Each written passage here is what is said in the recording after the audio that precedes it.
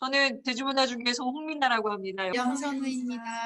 네네. 제주문화중개소 이하섭입니다. 오랜만이네요. 제주문화중개소 1홀입니다. 저는 살사 피버나잇의 네, 글쓰기 수업을 했었던 노수미라고 합니다. 장선아라고 합니다. 제 클래식 음악에 놓고 수업을 진행을 했었고요. K-팝 수업을 진행하고 있고요. 수업을 참관만 했었고요. 아카펠라 도시락 민화 강사 정수연입니다. 저는 미디어 리터러시 강사였고요. 사삼 그림책이랑 사삼 웹툰 쪽 하고 있는데요. 네, 반갑습니다. 문화중개소 내부에서는 이렇게 참가자분들하고 또 강사님분들하고 저희 관계자와 이렇게 자리하는 건 처음이거든요. 올해는 이제 이미 알고 있는 이 코로나 상황을 조금 어떻게 하면 조금 더 편안하고 현명하게 대응할 수 있을까 얘기를 같이. 이 현상으로 인해서 문화적 혜택을 좀 덜 받고 그 시간이 필요한 분들을 위해서 이야기를 해보면 어떨까라는 생각이 좀 들어서 의견도 좀 썼거든요. 우리도 많이 힘들지만 사실은 어떻게 해서 우리가 애초에 목표를 했던 그 수혜자들에게 어떻게 도움을 줄 수 있을까, 이런 고민들을 조금 같이 해보면 좋겠다는 생각이 들었습니다. 그러니까 물론 이제 일반적으로 우리 모든 참가자들한테 혜택이나 그 경험할 수 있는 여건이 주어지면 좋겠지만 오히려 더 소외된 분들한테도 어떻게든 좀 접근하는 방법을 연구해보자, 이 얘기를 하신 건가요? 네, 맞습니다. 그런 식으로 해서 좀 찾아가는 비대면 문화중개소 이런 식으로 하면 어떨까 합니다. 제가 수강을 저는 했었거든요. 어쩔 수 없이 줌으로 수업을 해야 될 상황이 오고는 있잖아요. 하지만 아주 극소수의 수업이 가능하다면 오프라인 수업도 저는 진행이 되었으면 좋겠어요. 그러니까 저는 이제 계속 여기도 참가도 하고 싶고 종목에 따라서 오프라인이 아니면 안 되는 것도 분명히 있을 것 같고요.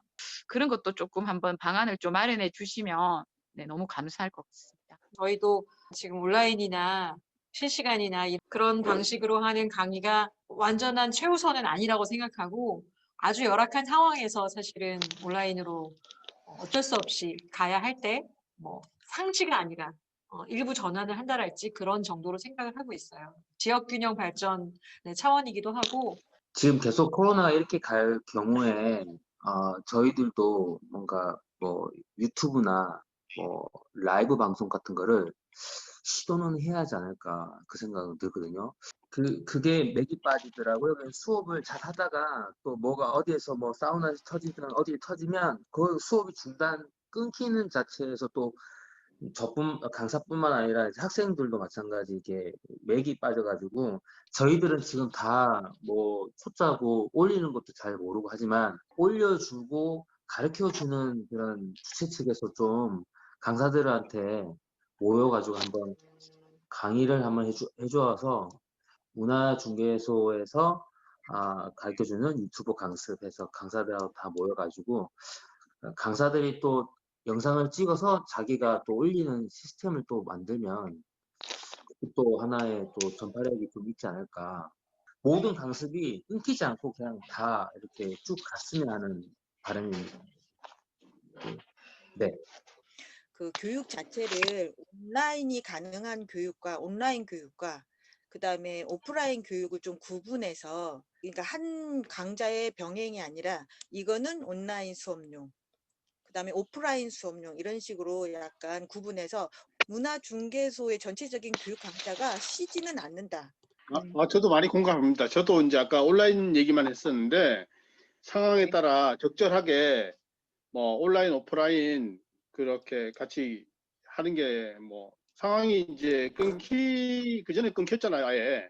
근데 이제 오프라인하고 온라인하고 어떤 상황에 따라 적절하게 섞어서 하면 어떨까, 이런 생각이 들어요. 저는 수강생 입장이기도 했었고 작년에 대학원에서 온라인으로 강의를 했었거든요. 그래서 왔다 갔다 하는 정책은 어떻게 보면 그 강의를 운영하는 데 있어서 굉장히 힘들더라고요. 그래서 약간 유동성 있는 걸 처음부터 계획을 하는 게 더 나을 거예요. 안 그러면 이거를 이렇게 상황에 이렇게 계속 그 정책이 달라지는 상황에서 거기에 맞춰서 하는 건 해보셔서 아시겠지만 정말 힘들거든요.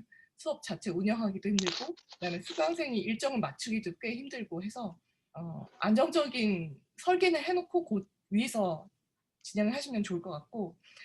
그럼 저 개인적인 생각인데 예를 들어서 이제 뭐 10명으로 이제 예? 수업을 시작했을 경우에 뭐 인원이 많다 그러면은 시간을 나눠서 뭐 한 시간이라든지 한 시간 1, 20분 해서 뭐 인원수를 적게 해서 이렇게 수업할 수 있는 방법은 없는지 그 부분도 좀 연구해 보면 어떨까 이런 생각이 들어요. 온라인 강의에 대해서 많이 말씀을 하시잖아요. 이렇게 하면서 뭐 편집이니 뭐 유튜브에 올리니 이렇게 하는 건 사실상 굉장히 많은 무리가 있는데 그 라이브 녹화는 어떤가 하는 생각을 사실 조금 하고 있어요. 그러니까 이제 어차피 분반을 해야 된다면 참가자들 중에 몇몇 분들, 저희들 뭐 반장이니 이런 분들이 계시잖아요. 그런 분들이 페이스북 라이브를 아니면 라이브 시스템이 여러 가지가 있으니까 이런 식으로 해서 중계를 하면서 요거를 분반으로 활용하는 방법은 그렇게 되면 이제 출결 문제나 이런 것들에 대해서 조금 더 고민을 해봐야 될 것 같거든요. 근데 이제 그게 사실상 아주 불가능한 건 아닌 것 같고요. 그걸로 해서 하는 분들이 계셨었거든요. 근데 지금 가봐야 될 것 같아요. 죄송해요. 가자. 근데 뭐 굉장히 현실적인 말씀을 해주셨어요. 사실은 미리 콘텐츠를 제작해서 편집해서 올리고 하는 거는 조금 저희가 할 수 있는 게 아니라 또 다른 업체를 섭외해서 예산을 또 편성해서 해야 되는 일이라서 조금 헤비하긴 한데 그 부분도 조금 완성된 콘텐츠를 만드는 부분에서는 필요한 것 같고 지금 강선원 선생님 말씀해 주신 것처럼 아주 가볍게는 실시간으로 강의하고 있는 부분들을 중계를 하는 것도 그래서 최소한 이게 출석하시는 분과 집에서 보는 분들이 나눠지는 걸 지금 제안하신 거죠? 우리 장 선생님. 네. 우리 작년에 노수미 강사님 그 분반에서 진행하셨었죠? 네. 아이들, 그죠? 네, 어린이 수업. 어떠셨어요? 저는 일단은 아이들은 짧게 하니까 되게 좋아하더라고요. 네. 네, 2시간 해야 되는데 막 1시간만 하고 집에 갈 수 있으니까 되게 좋아하고 아이들 입장에서는 뭐 아주 좋아했습니다. 근데 저는 작년을 거치면서 되게 서귀포에서 문화중개소만 돌아간 거잖아요, 실질적으로. 그러니까 이제 실질적으로 이제 다른 곳 공공기관은 다 문을 닫고 문화중개소만 돌아갔는데 실제로 문화중개소가 이 서귀포 시민들의 문화생활의 유일한 희망 같은 전 그런 느낌을 많이 받았거든요. 그래서 이제 제 주위에서 이제 문화중개소 수업 들으시는 분들이 그래도 문화중개소 일주일에 수업 하나 들으러 가는 게 되게 삶의 활력이 됐다라는 얘기를 되게 많이 들었어요. 그래서 저는 최대한 오프라인을 좀 그래도 좀 약간 무리를 해서라도 잘만 이제 백신이 나오면 어떻게 올해만 잘 버티면 되지 않을까라는 일말의 희망이 좀 있어서 약간 힘들더라도 어떻게 이렇게 버텨서 이제 오프라인을 좀 계속 끌고 가는 게 어떨까라는, 그러니까 하다가 중단이 되더라도 그래도 좀 오프라인에 좀 많은 힘을 실어주면 좋지 않을까. 그러니까 제 주변에 되게 우울증 걸리려고 했던 사람들이 되게 많았어요. 그러니까 모든 곳에 다 문을 닫고 커피숍도 못 가고 다 그러니까 그래도 문화중개소는 마스크를 쓰고 뭐 특별한 접촉이 없으면 그래도 좀 안전하다는 느낌, 그리고 내가 뭔가를 배웠고 내 지식이 좀 올라갔고 또 사람들과 뭔가를 좀 나눴다라는 그 느낌이 한 주를 버티고 살게 해줬다라는 얘기를 제가 들었거든요. 그래서 저는 좀 약간 오프라인 쪽에 좀 더 예, 그렇습니다. 네. 오늘의 이야기들을 전체적으로 종합을 해보면 되도록이면 오프라인으로 가는 방향으로 하되 온라인 그게 중단되지 말자는 일단은 저희도 같은 마음이고, 그리고 해주신 의견 중에 중간에라도 온라인으로 바꿀 수 있는 어떤 장치가 조금은 안전하게 있었으면 좋겠다는 그 방법은 어떻게 해야 될지 조금 고민해야 될 것 같고, 그 방법 중에 하나로 우리 장 선생님 말씀해 주신 것처럼 실시간 중계라는 게 있는데 이제 갑자기 뭐 2단계가 됐고 1.5단계, 2.5단계가 되어서 움직이지 마 이렇게 된다면 강사님만 오셔서 이제 저희가 라방을 하고 이제 그때 그러면 강사님은 수업을 하신 거잖아요. 그러면 강사료가 가고 그 순간에는 온라인으로 이제 라이브 방송한 게 나가는 거죠.